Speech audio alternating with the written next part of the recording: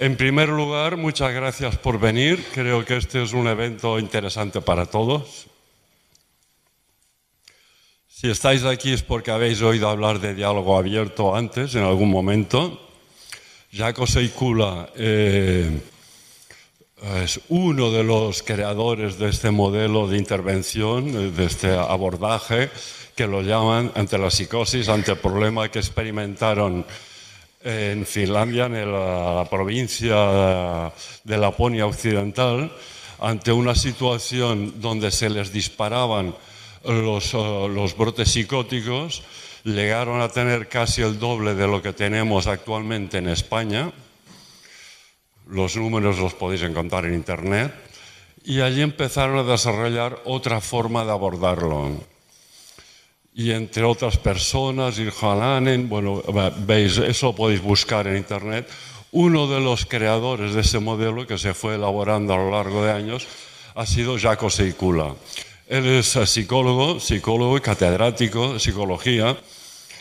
Y una parte interesante del tema, o que lo hace relevante, es porque es la persona que más ha llevado a cabo estudios. O sea, hoy del diálogo abierto lo tenemos como algo con muchos estudios controlados, aleatorizados, etcétera, etcétera, con validez, para validar lo que su experiencia les demostraba o les mostraba, o sea, para demostrar lo que la experiencia mostraba. Le pedí que no nos hablara tanto del modelo como está implementado ahora, que es lo que es más conocido, que es esa intervención inmediata, el primer día que hay una alarma de intervención aquí de un equipo que va, sino de cómo se elaboró este modelo, que se elaboró pues pasito a pasito. Primero, partiendo del modelo estándar, típico de todas partes, el que vemos aquí, hacer intervenir más las familias, hasta desarrollar el tema de ir los profesionales al domicilio y hacer intervenir toda la red social.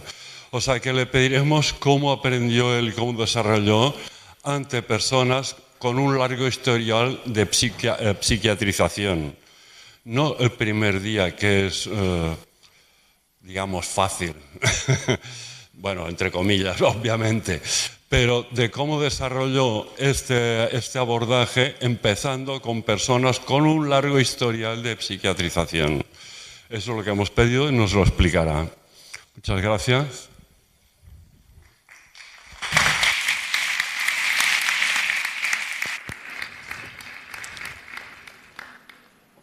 Buenos días. Buenos días, dice en castellano. Buenos días.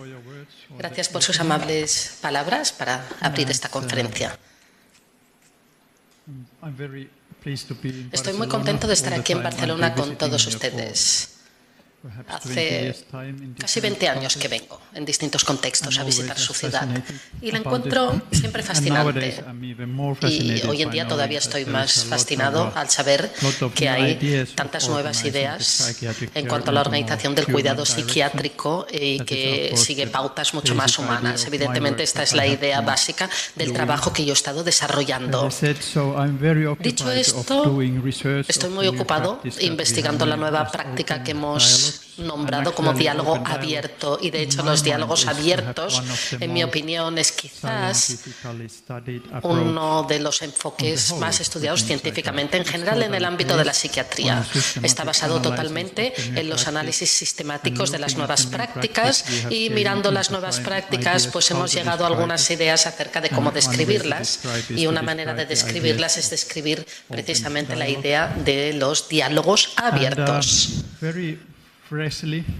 Muy brevemente, hace 3 semanas conseguimos publicar el último artículo, y es un artículo muy interesante, un estudio muy interesante. Algunos de ustedes sabrán que hemos hecho muchos estudios mirando qué pasa por primera vez con pacientes psicóticos, y cuando acuden al tratamiento en este sistema con diálogo abierto, pues hemos visto 3 grupos distintos de investigación.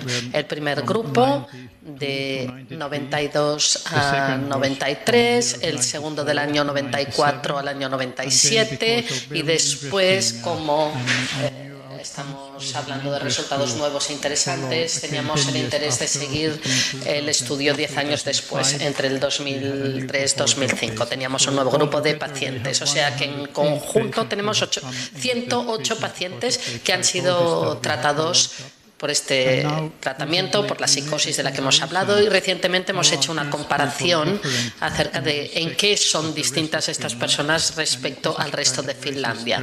Y un poquito es la investigación en la que hemos cogido toda la información con el uso de servicios, mortalidad y jubilación, y hemos hecho una comparación. El resultado ha sido que las diferencias son sorprendentes. Por lo tanto, si aplicamos este método durante la primera crisis, la idea de lo que nosotros llamamos diálogo abierto realmente cambia muchísimo las cosas, incluso al cabo de 20 años.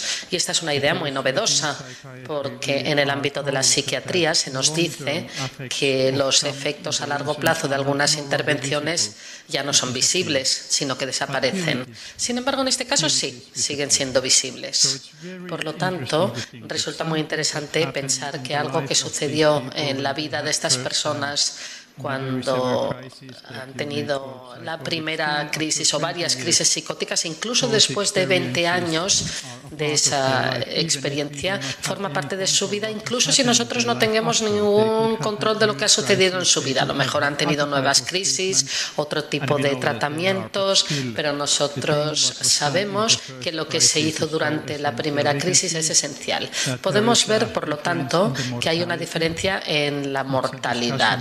Es un debate que se está celebrando en la actualidad. Quizá el uso de medicación neuroelíptica podría aumentar la mortalidad durante las crisis. Quizá esto podría ser una interpretación. El 94% de esos pacientes estuvieron hospitalizados más de 30 días. Y si lo comparamos con una quinta parte con el tratamiento con diálogo abierto, es decir, que se necesita mucha más hospitalización en el tratamiento habitual. Contacto continuo de la mitad de los pacientes, 50% comparado con el 28%, menos contacto todavía o contacto permanente. Y después, en cuanto a medicación, neurolépticos, 80% tratamiento habitual comparado con 36% de aquellos que fueron tratados o empezaron el tratamiento con diálogo abierto. Y después subsidios por discapacidad, 61% que están jubilados por las capacidades para poder trabajar en comparación con 33%. Por lo tanto, hay diferencias muy significativas que podemos observar a largo plazo después de optar por el tratamiento con diálogo abierto. Una idea muy importante cuando nosotros empezamos a hablar del tema que nos ocupa hoy, el diálogo abierto. Es decir, ser consciente de la situación en la que nos encontramos con clientes que tienen problemas que datan de muy antiguo en su vida. Pero para mí siempre es importante abordar la pregunta de cómo entendemos nosotros este tipo de problemas. Y lamentablemente, gran parte de los estudios que nosotros hemos llevado a cabo se centran en problemas psicóticos. Y eso no es tan desafortunado, porque los problemas psicóticos son problemas muy importantes que hay que estudiar y desarrollar cuidadosamente. Pero el diálogo abierto no es para psicosis, sino que es para todo tipo de problemas que los pacientes pueden tener a lo largo de su vida, pero la mayoría de estudios se han centrado en problemas psicóticos. Además, también es importante preguntarnos qué entendemos cuando hablamos de problemas psicóticos, porque, en mi opinión, es un poquito el criterio que nos permitirá entender cómo funciona la vida humana en general. Yo no creo que, bueno, hace unos días leí un artículo de un filósofo que acaba de realizar el análisis del papel que tiene la filosofía en la fenomenología de la psiquiatría. Y es un artículo muy interesante como tal, pero al final incluso este filósofo dijo que la esquizofrenia es un estado patológico y es muy interesante mirar cómo se adapta la fenomenología con la filosofía y cómo se respaldan mutuamente para poder entender las patologías del paciente. Y estoy en desacuerdo con esto. La esquizofrenia no es un estado patológico. La psicosis no es un estado psicológico tampoco. La psicosis no es una enfermedad, la esquizofrenia no es una enfermedad, sino que es algo más. Y la psicosis como tal no existe. No hay ninguna diferencia categórica entre aquellas personas que tienen problemas psicóticos comparado con personas que no tienen problemas psicóticos. Forma parte de la vida de todos nosotros. Es una manera de actuar, es una conducta psicológica en situaciones de extremo estrés y que es posible que nos sucedan a todos nosotros. Cuando pensamos en los síntomas a largo plazo o, por ejemplo, las ideas de conducta psicótica, seguramente pensaremos que son un signo de enfermedades profundas o patologías profundas, pero no es así, sino que son signos de la estrategia de supervivencia a las que se enfrentan los pacientes en situaciones de estrés. Por ejemplo, si yo de repente estoy solo en una habitación y empiezo a oír voces, seguramente buscaré de dónde vienen estas voces, pero no veré a nadie. Evidentemente eso asusta, me aterrorizará. Y después empezaré a desarrollar estrategias psicológicas. ¿Cómo sobrevivo a esta experiencia? Y esto es lo que nosotros aprendemos cuando leemos los libros de texto sobre psicosis. Nosotros no estamos hablando de un tipo de enfermedad, sino que estamos hablando de las estrategias de supervivencia psicológica para hacer frente a ello. Por lo tanto, y en la actualidad además, me parece que lo que nosotros llamamos psicosis no es nada más que afectos, emociones. El estar ansioso, deprimido,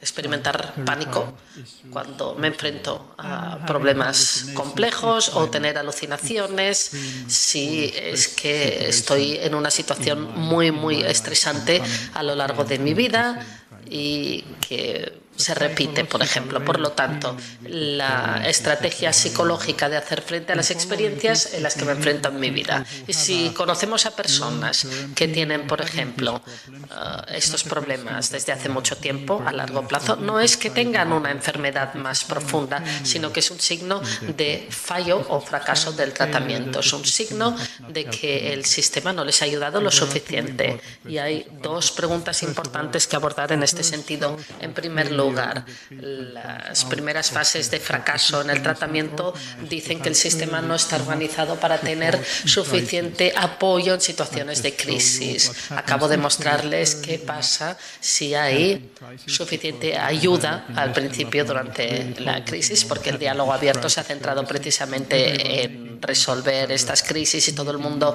que establece contacto, pues nos reunimos con ellos al cabo de un día, inmediatamente después de la crisis, y si eso sucede, hay acceso para movilizar los recursos necesarios para el cliente, de modo que realmente podamos evitar la cronificación de los problemas y convertirnos en la solución de la enfermedad. Esto es lo que falta en la psiquiatría. La psiquiatría está demasiado ocupada organizando centros, hospitales, hablando acerca de, ¿cuál es la palabra?, de las indicaciones de tratamiento, qué es lo que necesita el paciente. Psicosis, tratamiento para la depresión, el paciente necesita un tratamiento por hiperactividad. Y la mejor solución sería tener un servicio de crisis general al que acudieran todos los pacientes, fuera cual fuera el nombre del problema. Después tendremos más tiempo para pensar en cuál es el nombre que queremos dar a los problemas a los que nos enfrentamos. Así pues, muchas veces los pacientes tratan de crear estrategias de supervivencia de manera aislada, y ahí es cuando nos enfrentamos a personas que se enfrentan ellas mismas a problemas desde hace mucho tiempo. Y como en mi opinión, la psicosis no es un estado patológico, ni es una enfermedad. Tampoco pienso que la esquizofrenia lo sea, ni opino tampoco que hay que empezar inmediatamente con la medicación que siempre repercute en la función cerebral. Y esto se puede evitar también siempre que nuestra intervención sea lo suficientemente precoz y busquemos otras opciones. Como Patrick McCurry, que es un profesor australiano muy importante en psiquiatría, dijo una vez que formar parte de este debate, la psicosis es neurotóxica y es un proceso tóxico que sucede en el cerebro, y detener esa toxicidad requiere que uno sea medicado de manera inmediata. Pero McCurry escribió un artículo diciendo que hay tan poca evidencia respecto a esto que la psicosis sea neurotóxica, pero entonces utiliza la frase de que la psicosis es muy sociotóxica, y para mí este es el problema más importante, es decir, que daña las relaciones sociales. ¿Y qué sucede cuando la gente empieza a tener este tipo de experiencias? Por ejemplo, si yo tengo la experiencia de estar solo en una habitación y de repente empiezo a oír voces y no puedo explicar de dónde vienen ni en qué consisten, pues fácilmente empezaré a aislarme de mis pares sociales, porque seguramente pensaré que estas relaciones sociales, si se acercan demasiado a mí, resultarán amenazadoras o, por ejemplo, pasarán a través mío, y este es un lugar en el que prefiero establecer una distancia, y entonces empiezo a comportarme de un modo desagradable con mis amigos, con mis familiares, empiezo a echarles la culpa, empiezo a hacer estrategias para evitar tener contacto con ellos, y esto es lo más peligroso de una crisis mental. Y esto es algo a lo que tenemos que reaccionar desde el principio, y esto es algo también que la psiquiatría no ha hecho bien en general, porque la gente normalmente está aislada y respaldamos su aislamiento ingresándolos en un centro y cortando los vínculos familiares, y esta es la fuente precisamente de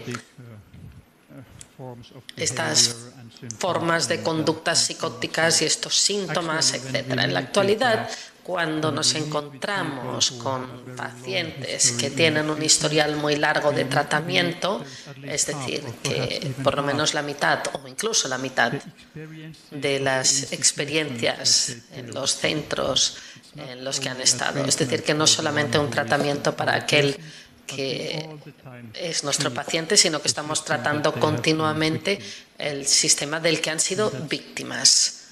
Y eso forma parte del tratamiento. Una segunda parte de la idea, y está relacionada con el fracaso, ¿no?, del tratamiento, es que no se evalúa con suficiente antelación. Dicho sea de paso, la crisis se produce por primera vez, o si hay una crisis cuando uno ya tiene un historial largo de ser cliente y tiene otra crisis, siempre se necesita una respuesta muy inmediata, porque las nuevas crisis pueden profundizarse en caso de aislamiento. Evidentemente, la segunda fuente de fracaso en el tratamiento viene de una interpretación errónea de lo que es la vida humana. Evidentemente, esto se dice rápido y fácilmente, y quién soy yo para decir que uno interpreta bien o mal, ¿no?, la vida humana. No sé si puedo decir lo que es correcto, pero sí que puedo hablar de lo que es incorrecto. Y una comprensión incorrecta de la vida humana es que podemos reducir el funcionamiento mental a función cerebral, o que podemos reducir los problemas de salud mental a un funcionamiento normal del cerebro o a problemas relacionados con la estructura cerebral. Pero no es así en la vida humana. La vida humana es algo en la que todo está interrelacionado. El cerebro, evidentemente, es una parte importante de nuestra vida, pero forma parte de un sistema en el que interactuamos continuamente y tenemos que tener en cuenta estas ideas relacionales de lo que es la vida humana. Es decir, que todo lo que sucede relacionado con la vida humana y conmigo es una respuesta a la vida humana y según cómo respondamos, los problemas serán muy distintos de lo que han sido hasta el momento. Un cliente, hace unos 2 años aproximadamente, estuvo hospitalizado por tercera vez en un hospital psiquiátrico por psicosis, hospitalizado en otra parte de Finlandia, y me llamó desde el hospital y me dijo que quiero que mi familia venga a las reuniones. Había oído hablar del enfoque diálogo abierto y si podían reunirse conmigo. Yo estaba en terapia psicológica, no en el hospital, sino en la Universidad de Finlandia, y sí, evidentemente, porque dijo por teléfono que la experiencia de la reunión que habían tenido con los profesionales del hospital el día anterior había sido horrible y estaban traumatizados, dijeron, sobre la reunión. Entonces vinieron y ya desde el principio dijeron: la madre y el padre están divorciados y no han tenido ningún contacto, no pueden estar juntos en la misma sala. Decidimos, por lo tanto, reunirnos primero con el hermano, tenía 33 años de edad, y su hermana, 4 años más joven, y la madre. Y después tuvimos una segunda reunión con la hermana y el padre. Y la tercera reunión fue posible hacer una reunión compartida y fue una situación muy emocionante para ellos. Cuando entraron en la sala no se miraban, estaban tensos, estaban asustados por la reunión, se sentaron. La hermana dijo: es que tengo miedo de esta reunión, tengo mucho miedo. Esta reunión teníamos que haberla tenido hace 20 años. Hace 20 años los padres se divorciaron por primera vez y en una situación muy complicada en sus vidas. Al cabo de un rato la mujer dijo lo mismo: esta reunión debería haberse celebrado hacía 20 años. Hubo muchas acusaciones acerca de la conducta del padre cuando eran pequeños. Y a mí también me empezó a preocupar un poquito, porque en un momento de la reunión le pregunté: ¿y cómo se siente usted al oír todo esto que han dicho? Sobre todo con la hermana pequeña, que fue muy crítica con la actitud de su padre. Y dijo que era muy doloroso y que no quería dañar a sus hijos, pero que bueno, que era importante hablar de esos problemas y que estaba listo para hacerlo.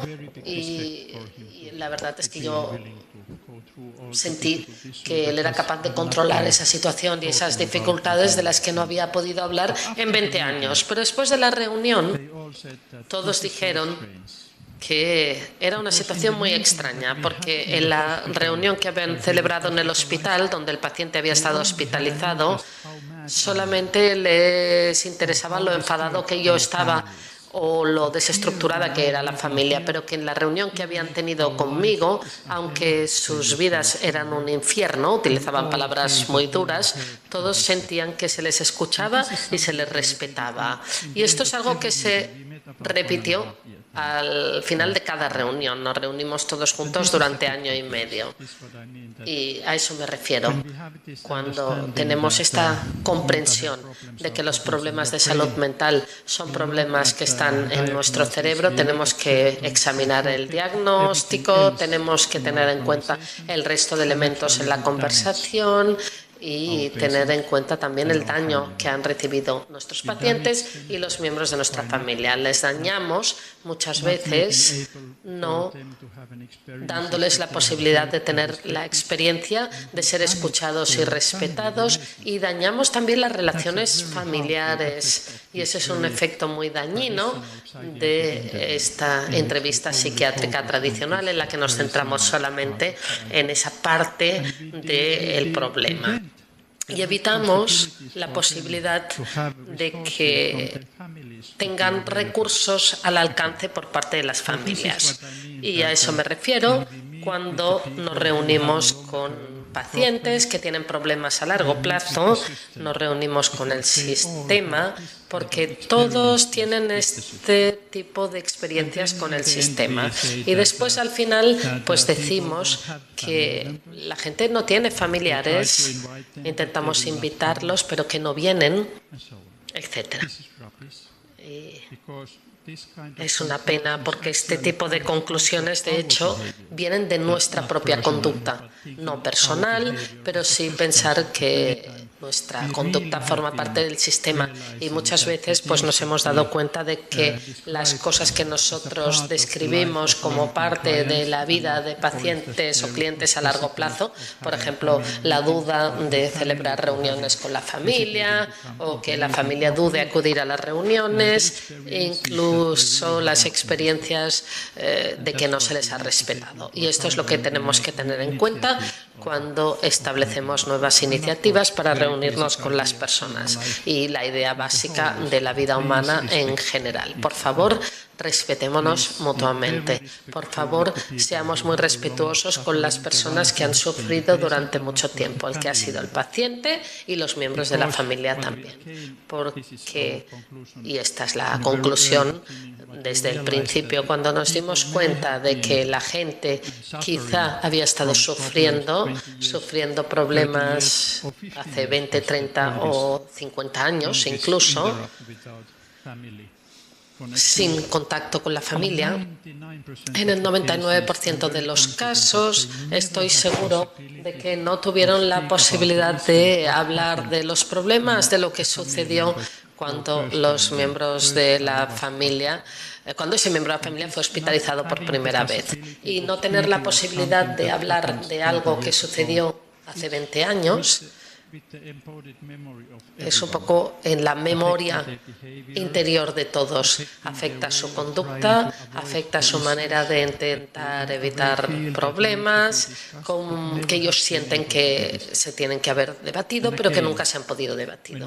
Y una vez más, cuando nos reunimos en una situación en la que nos enfrentamos a todo tipo de problemas, estos van saliendo y todo el mundo está dispuesto a hablar de ellos. Es una manera muy respetuosa y nos permite también respetar las experiencias difíciles de todos los clientes.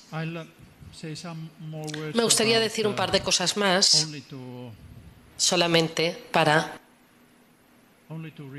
repetir muy brevemente las ideas básicas de a qué nos referimos cuando hablamos de diálogos abiertos.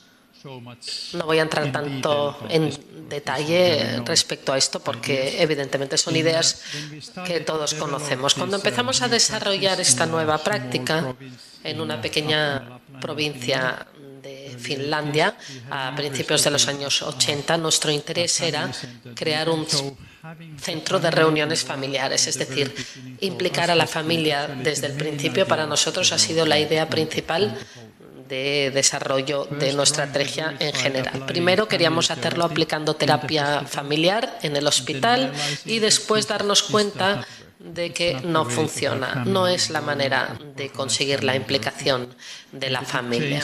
Y el principal cambio fue después de 1984, cuando oímos hablar del proyecto en Turku, en Finlandia, del profesor Alanen y su equipo, generando lo que ellos llaman el enfoque de adaptación necesaria. Voy a buscar un poquito, a ver cómo le llaman ustedes aquí. El enfoque adaptado a la necesidad.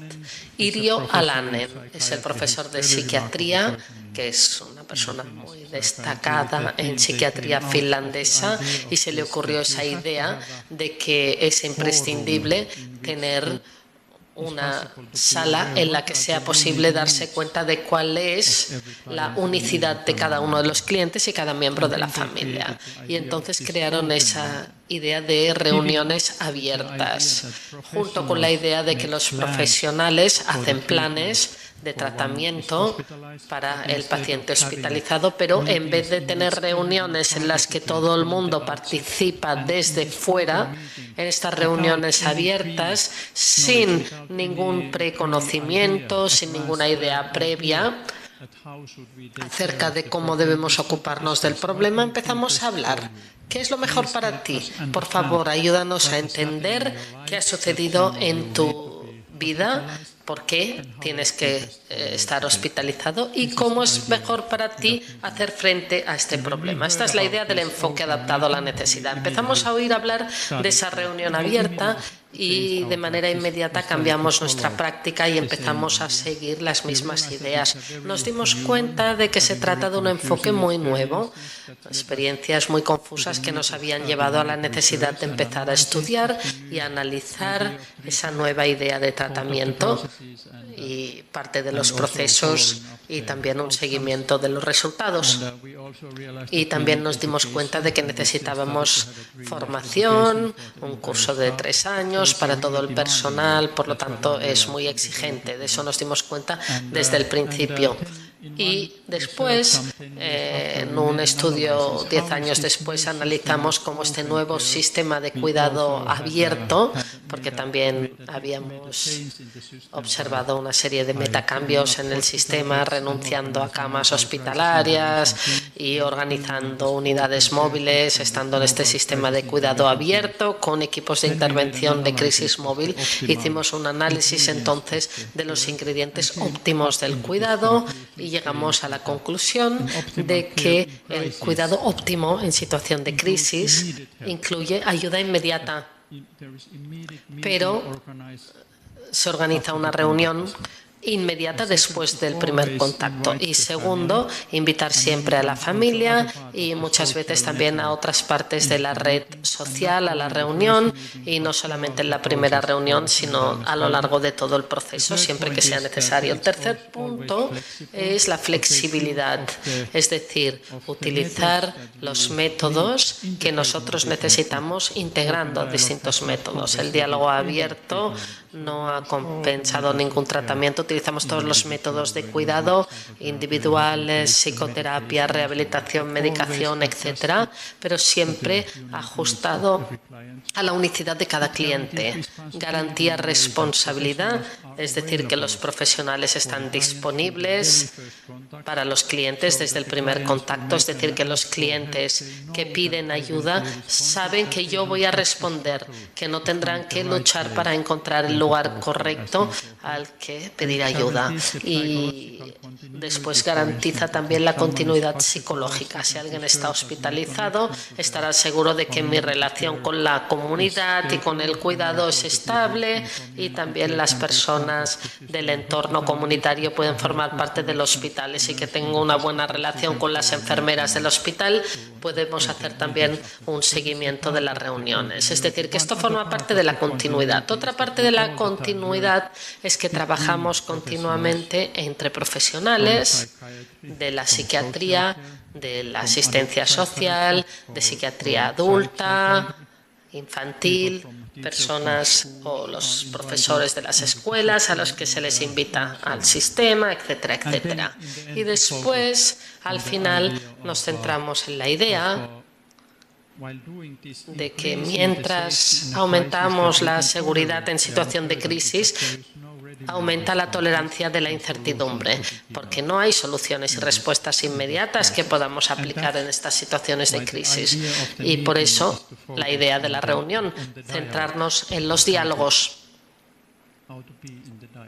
¿Cómo formar parte de los diálogos? Y voy a explicarlo brevemente.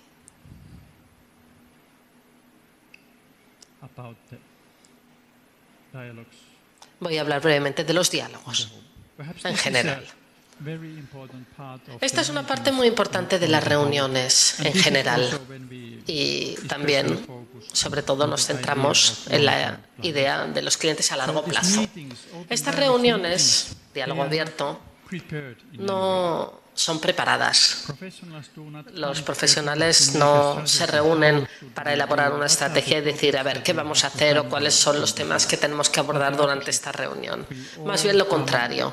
Todos llegamos a la sala abriendo la puerta, a la vez nos sentamos y empezamos a hablar, preguntando, ¿cómo vamos a aprovechar este tiempo? Y después seguimos las narraciones de los clientes. Y si nosotros como profesionales sabemos que hay problemas a los que tenemos que hacer frente, nos ocupamos de ellos al final de la reunión y no al principio. Pero la idea general es, y esta es una idea importantísima, es que estas reuniones no son para cambiar a la familia o al paciente. Estas reuniones no son para introducir cambios.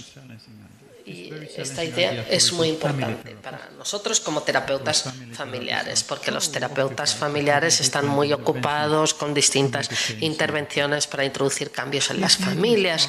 Estas reuniones son más para generar nuevas palabras para experiencias que todavía no han recibido un nombre o un lenguaje, y por eso tengo que seguir las historias de nuestros clientes y mantener mis contribuciones a esas palabras que ellos expresan. Al principio, cuando trabajaba de manera distinta, yo introducía la manera de estudiar los problemas, yo introducía volver a definir el problema, etc. Y esta perspectiva basada en el diálogo es muy distinta y es muy desafiante para nosotros como profesionales.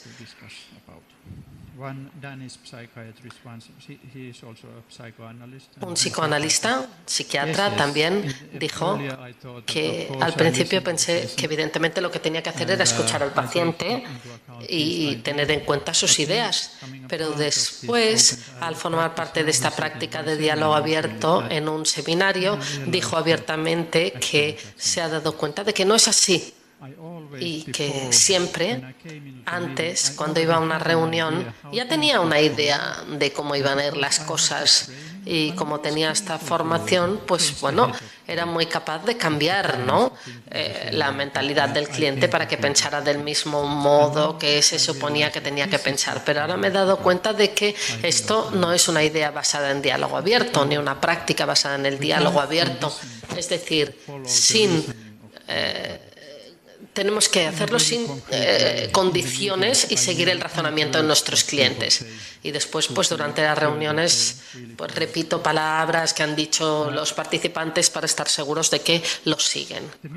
La reunión tiene 4 aspectos importantes y pienso que estas reuniones realmente son para lugares en los que las personas pueden movilizar sus propios recursos y no basarse en nuestros recursos. Nuestros recursos les ayudan o nos ayudan a celebrar una especie de reunión en las que ellos pueden tener acceso a sus propios recursos, y por ello tenemos 4 puntos.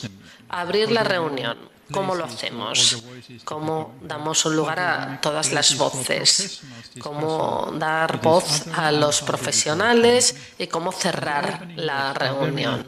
Y las primeras palabras son muy importantes para seguir la idea de que siempre empezamos con el tema que interesa a nuestros clientes. Nunca empezamos con los temas que nos interesan a nosotros, y seguir la idea de que la última parte de la reunión, cuando llegamos a la reunión, siempre sabemos que hay problemas que a ellos les van a interesar, pero nunca empezamos la reunión con nuestras cosas. Y después tener preguntas abiertas. ¿Cómo queréis aprovechar este tiempo?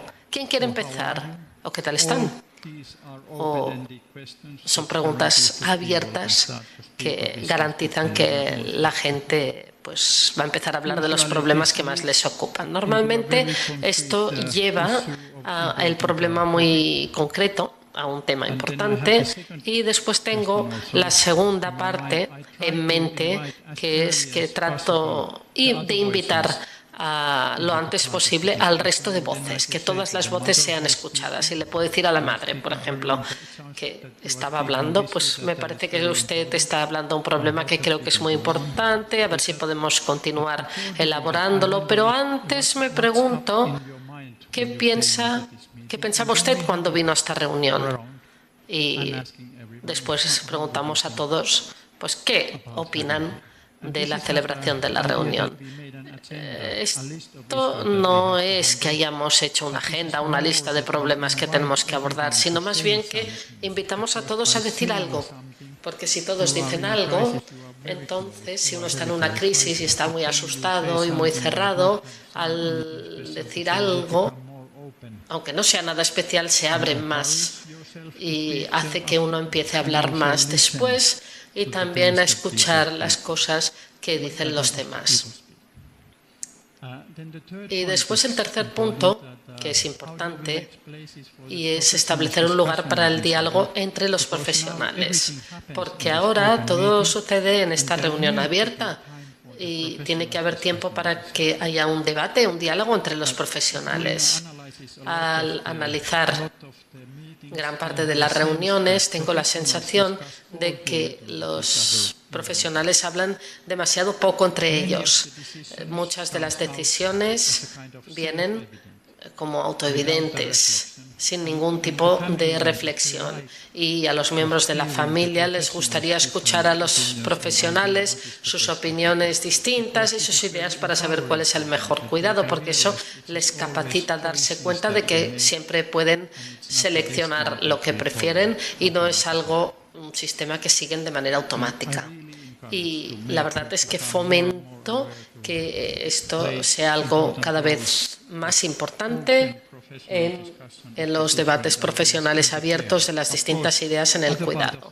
Evidentemente que hay parte del debate profesional o el diálogo profesional que es la idea de lo que nosotros llamamos reflexionado, es decir, que podemos empezar a reflexionar en las ideas que se nos ocurren respecto a los sentimientos, ideas no tan relacionadas con las decisiones específicas o la planificación del tratamiento, y esto es algo que también sucede en el diálogo abierto, mirándonos no a los clientes cuando hablamos de estos problemas. Y el último punto es concluir la reunión con la definición de la reunión, dando ánimos al final, diciendo que parece que ha llegado el momento de cerrar la reunión, tengo la sensación de que hemos podido hablar de problemas importantes, a lo mejor todavía no se ha dicho todo y se necesita celebrar otras reuniones, pero antes de acabar me pregunto si hay algo más que queráis añadir, es decir,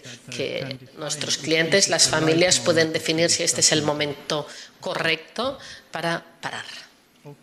Muy bien.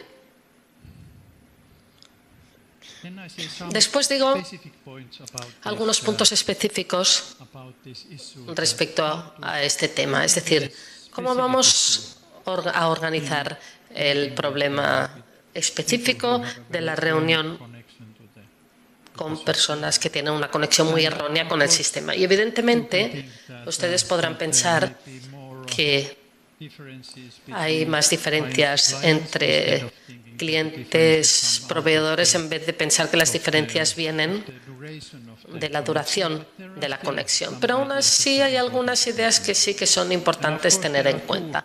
Y evidentemente también hay dos grupos de personas y parte de ellos han sido estudiados y es la preocupación de las personas que viven en instituciones durante mucho tiempo. Hoy en día mucho menos que antes, pero aún así cuando vives en un centro, el centro forma parte de su vida y son unas ideas específicas que uno debe tener en cuenta.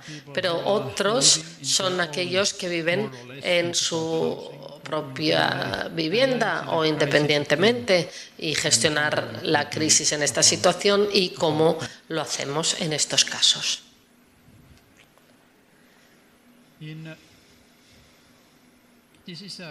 Aquí tenemos un estudio que nosotros hemos llevado a cabo hace ya mucho tiempo, cuando lo que nos interesaba era empezar a organizar estas reuniones abiertas Y el paso siguiente era empezar a celebrar reuniones abiertas antes de decidir hospitalizar, porque nos dimos cuenta de que en el hospital el paciente tardaba varias semanas antes de que encontráramos tiempo para reunirnos con la familia, y evidentemente pues es demasiado tiempo en cuanto a las relaciones familiares, y después reorganizamos el sistema para tener un equipo específico que empezó a tener las reuniones y cuando alguien era derivado al hospital, y en estas reuniones pues también se decidió quién iba a venir al hospital y quién no iba a venir al hospital. Y esto fue un seguimiento de todos los pacientes hospitalizados en 2 meses al hospital, y nos damos cuenta de que 70 de ellos en total. ¿Y qué sucede? Pues lo que sucede es que esas personas en 32 casos, en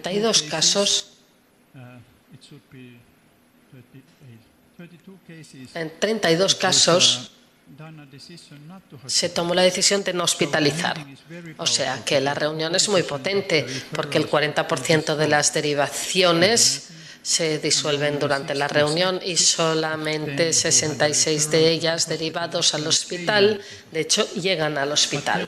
Pero hubo también una gran diferencia relativa a hasta qué punto habían experimentado en su vida. Aquellos que habían tenido la primera crisis, solamente 2 de 14 pacientes derivados fueron hospitalizados, y de hecho eran situaciones de delirio por alcohol o crack, o sea que no había ninguna otra opción que hospitalizarlos. Y en cada uno de los casos la familia estaba presente. Situaciones muy dramáticas. Después tenemos crisis recurrentes, personas que llevan su vida cotidiana, tienen nuevas crisis, pero van a trabajar, etcétera, etcétera, y podemos ver cómo parte de ellos o no acudían al hospital, y aproximadamente el mismo número acudía al hospital, y la experiencia familiar era el factor más importante a tener en cuenta para poder tener suficiente tratamiento en estos casos. Pero después, cuando estamos pensando en personas que habían tenido un contacto a largo plazo muy distinto, y es un proceso muy pensado en cuanto a la elaboración de nuestros estudios, nos damos cuenta de que aquellos que habían estado viviendo en centros, en instituciones, y que ahora vivían solos o en casas de acogida y tenían nuevas crisis, las crisis no parecía que era tan grande, y aún así buscaban ser hospitalizados, y la mayoría de ellos también acudían al hospital porque no tenían ningún otro apoyo a nivel social, y era muy difícil entonces en estos casos encontrar a la familia o el resto de la red social. Por lo tanto, las instituciones se han convertido en la parte más importante de la red social, y esto es algo que también hemos aprendido en la práctica con estos estudios. Y otra cosa que hemos aprendido es que si en cierto modo dramatizamos un poquito la situación de la nueva búsqueda de hospitalización, pues eso puede aumentar también el interés por parte de los miembros de la familia u otras redes sociales, el interés por participar en la reunión. Pasa fácilmente que cuando nos reunimos con personas que tienen contacto a largo plazo y hay una crisis nueva, bueno, pues se dan cuenta de que lo pasan bien, les gusta, y ese es un pensamiento muy peligroso, porque muchas veces tardamos unos días en establecer ese contacto. Pero en cualquier caso, pensar en una nueva hospitalización siempre es una nueva posibilidad para abrir parte del escrutinio que no existía ahí. A eso me refiero cuando hablamos de la dramatización de esta situación, e incluso que el que está en este proceso pues parece que no forma parte de esa crisis. Y después, muchas veces, estas personas, incluso si tienen miembros de la familia, la conexión familiar es bastante extraña y a veces incluso nos piden que realicemos cambios o intervenciones al respecto. Y estas intervenciones pueden ser un poco arriesgadas. Tengo un ejemplo, y es un ejemplo muy extremo, pero es algo que me hizo pensar mucho, sobre todo también desde esa idea básica de respetar al otro, la importancia que tiene. Había un paciente, Martin, muy gordo, y caminaba así, como si llevara michelines en las piernas. Y en aquel momento acudía bastante al hospital y cuando venía siempre tenía los mismos síntomas. Estoy muy nervioso, intento arruinarlo todo y era tan grande que, bueno, a todo el mundo le asustaba encontrarse con él y fue hospitalizado 1 o 2 meses y después volvía. Y debido a este nuevo proceso introducimos la idea de qué podemos hacer de manera diferente esta vez y por qué no invitábamos a los miembros de la familia a la reunión. Y Martín dijo, vale, muy bien, claro, pero no creo que vengan. Muy bien. Vamos a ver, si a ti te parece, lo vamos a intentar. Martín volvió a casa y el equipo fue allí. Yo seguí esta idea como investigador entonces y de hecho lo que encontramos fue un modo de vida muy extraño. Era una casa muy grande en una ciudad cerca de la fábrica donde trabajaban y estaba la madre con 6 hijos adultos, 5 de ellos con problemas mentales y la madre se ocupaba de ellos. Y la comunicación era muy extraña también, porque todo el mundo, si quería decir algo, lo decía. No esperaban hasta que el otro estaba listo para escuchar. Es decir, que siempre gritaban continuamente. Había mucha comunicación a gritos, ¿no?, durante la reunión. Intenté poner un poco de orden, no lo conseguimos, pero en la reunión después empezaron a hablar de cómo se arreglaban viviendo en la familia.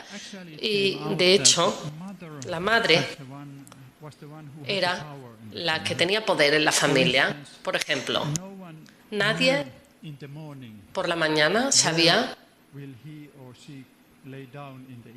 dónde iba a acostarse por la noche, porque la madre decidía siempre que tú ibas a dormir aquí, tú ibas a dormir aquí y tú ibas a dormir allá. La madre era la única que tenía su propia cama. Muy bien. Estas personas que estaban en una crisis eran terapeutas. El síntoma que tenía Martin, que estaba tan nervioso que quería estropear los muebles o lo que fuera, pues evidentemente es un signo de que las fronteras de los subsistemas son muy confusas y uno no tiene su propio lugar. Y entonces se nos ocurrió una idea. Tenemos que tener más espacio para Martín y entonces dijimos, podríamos hacer una propuesta y es que a partir de ahora, durante un mes, Martín iba a dormir en una habitación cada noche, ¿vale? Bueno, ¿dónde está la habitación de Martín? Arriba. Pero es que no hay cama. Bueno, entonces los psicólogos del equipo dijeron, pues venga, vamos a llevar una cama arriba y Martín dormirá allí toda la noche, cada noche. Sí, en cierto modo se tomó esta decisión de algún modo y 4 días después, cuando iban a la visita a casa, otra vez la madre llamó a la clínica de la crisis y con una voz muy afectada dijo, no hace falta que vengan. Dicho sea de paso, he llamado a la policía y le he pedido que si tienen permiso del hospital para venir a ver nuestra casa, a ver las camas, y la policía dijo no, esto no. Y el equipo realmente se dio cuenta de lo que habían estado haciendo. Habían estado siguiendo su vida, de cómo debería ser la vida, y la policía fue una persona muy inteligente porque supo la respuesta correcta que darle a la madre cuando la madre llamó. Y después llamaron a la madre para decirle que habían cometido un error muy grande, que si podían ir a visitarle. La madre aceptó, se reunieron otra vez con el equipo se disculpó porque había cometido un error que no debería haber cometido y se dieron cuenta de que era ella la que tenía que decidir cómo organizar su vida.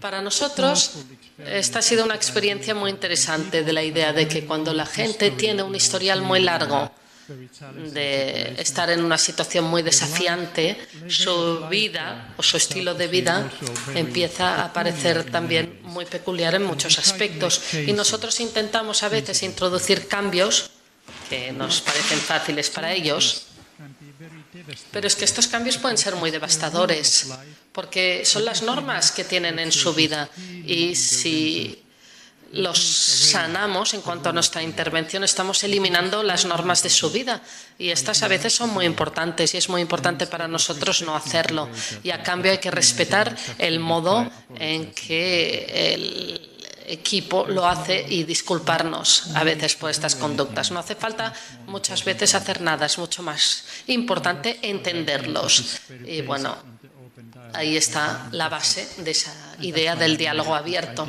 y ahí es cuando se me ocurrió esta idea de aceptar el status quo del paciente. Y todas estas reuniones nos han hecho darnos cuenta de que evidentemente el que ha tenido una conducta con problemas a largo plazo, pues también tiene una situación y unas ideas en las que quizá sus conductas no son las adecuadas, pero quizá podríamos despertar la curiosidad de otros miembros de la familia, despertando la curiosidad respecto a su punto de vista, y no pensar solamente como que todo es un síntoma psicótico sobre el que podemos actuar. Y no hace mucho estuve en una reunión y estaba visitando unos departamentos, y había una familia que tenía un problema, y hubo un tipo que hacía mucho tiempo que formaba parte del sistema y estaba andando, entrando y saliendo, y mientras caminaba decía que Jesús se fuera al infierno, Jesús se fuera al infierno, dicho sea de paso que Jesús se fuera al infierno, y todo el mundo pensó que era algo psicótico. Y yo le paré y le dije: un momento, ¿puedes parar un momento? ¿Qué dices?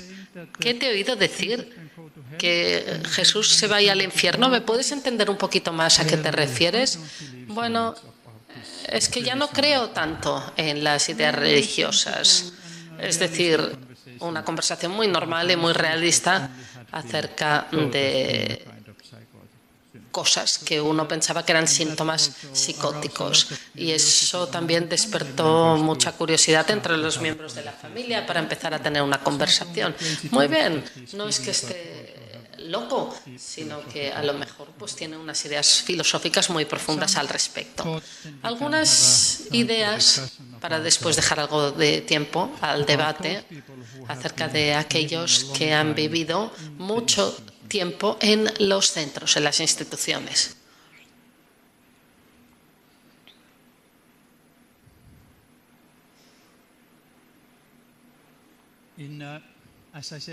Como he dicho al principio, los síntomas psicóticos de largo plazo no son signos de la profundidad de la enfermedad, sino que son un signo de un fracaso en cuanto al tratamiento, y evidentemente podemos pensar que son signos de experiencias muy negativas que pueden haber tenido a lo largo de su vida. En las reuniones que nosotros empezamos a celebrar, yo de hecho estaba trabajando en un hospital psiquiátrico en Finlandia durante 18 años, y yo no estaba implicado en los servicios de crisis, y hubo personas que vivían su vida sin ninguna conexión con el entorno o las familias. Nosotros decidimos, ¿por qué no intentar relacionarlos con las familias? y nuestra sorpresa fue que todo el mundo tenía algo positivo. Teníamos a pacientes que decían que no tenían a nadie y no es verdad, todo el mundo tiene a alguien. Incluso tenemos un par de ideas que ellos no tuvieron. Por ejemplo, una enfermera estableció incluso contactos con un paciente que había estado hospitalizado 50 años y se dio cuenta de que, de hecho, tenía un hermano y una hermana en la misma ciudad en la que estaba ingresado. Y después también nos dimos cuenta de que al reunirnos con esas personas que tenían creencias psicóticas muy sólidas y conductas muy extremas, una persona, por ejemplo, que se llamaba Ahtik, estaba caminando por la calle, por el patio del hospital, y cada vez que te cruzabas con él, te decía, hola, ¿qué tal? Era una persona muy amistosa, ¿cómo estás? Y después decía, me pregunto qué tipo de pájaro quieres ser. Y dijimos, muy bien, interesante, pero enseguida él empezaba a hablar acerca de historias terribles, de que, bueno, tengo una serie de murciélagos que en mis ojos veo que les sale sangre de los ojos y además tengo como una fábrica de sangre en mi estómago. Historias horribles. Y es muy difícil que su madre acudiera a la reunión porque estaba muy decepcionada, pero al final vino para estar con nosotros, para reunirse con el paciente, y en la reunión dijo que estuvo hablando acerca de la decepción con el sistema y que por ello no estaba muy motivada, pero también dijo que cuando Ahtik tenía 8 años había estado jugando fuera en el patio y que su padre era un conductor de camiones y estaba haciendo un servicio con el camión. Y no sé, ¿cómo se llama cuando tienes un camión y tienes como el remolque, ¿no? El volquete del camión, ¿no? Que se había levantado así y el padre había estado haciendo una serie de servicios ahí y de repente esto se cerró. Y el padre había sido aplastado y fue el único que lo había visto, y es por eso que decía que le salía sangre por los ojos. Y de repente estas historias terribles se habían convertido en una manera que permitía entender sus problemas, y por eso nos dimos cuenta de que estas terribles experiencias que había tenido estos pacientes nos dan ideas importantes sobre su vida. En cierto modo, el tener dos familias, ¿no? La familia de la institución y la familia original, con esas historias extrañas que a veces suceden. Y también tenía una conducta muy extraña, porque lo que sucedía en el patio es que de repente se aferraba a los pechos de las enfermeras, y esto era pues una situación muy dolorosa. Le rechazaban y había muchos intentos para intentar detener esa conducta, pero no lo conseguimos. Pero en la reunión con la madre lo que sucedió es que Ahtik se puso muy nervioso y salió gritando, diciendo que no había que hablar de esos problemas. Estuvo fuera un tiempo y después continuamos, y de repente entró en la sala y se cogió al pecho de la madre, ¿sí? Una situación bastante sorprendente. Y lo que sucedió es que la madre empezó a reírse, diciendo que esto es lo que hacía siempre el padre.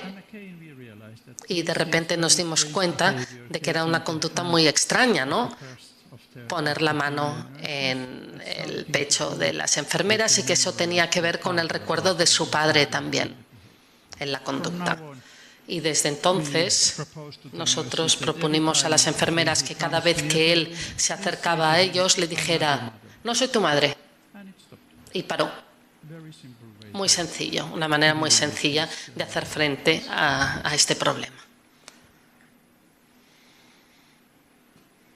Un punto más y después tendremos algo de tiempo para sus preguntas o aportaciones.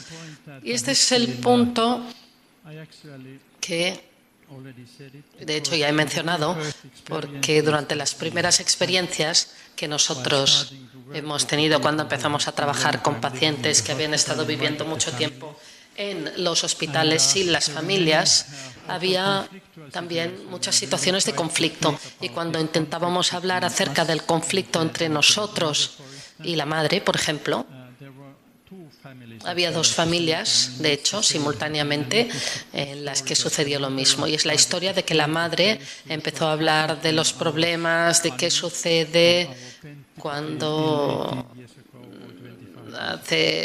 sucedió algo hace 18 o 20 años. Y al hacerlo, pues fue un momento muy emocionante. Hubo mucho lloro,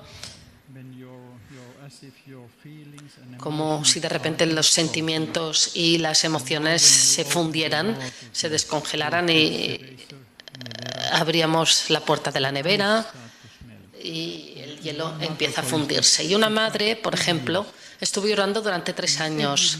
En cada reunión que celebramos estaba llorando. Y durante 25 años parece que no había tenido tiempo para llorar y aprovechó esos momentos para hacerlo. Nos dimos cuenta de que es importante dar tiempo en estas experiencias tan emocionales y que antes nunca había tenido acceso a hablar de ello. Incluso si no parecía que hubiera tenido tanto que ver con las decisiones previas del tratamiento, pero al hacerlo uno realmente moviliza todos los recursos y favorece que sucedan. En este caso, lo que había sucedido al cabo de 3 años es que uno empezó a preguntarse qué es lo que había pasado con esas personas importantes de su vida. Y estaba en ese sueño psicótico dándose cuenta que muchos habían muerto, otros se habían mudado y en la siguiente reunión pues tenía que ser en el cementerio.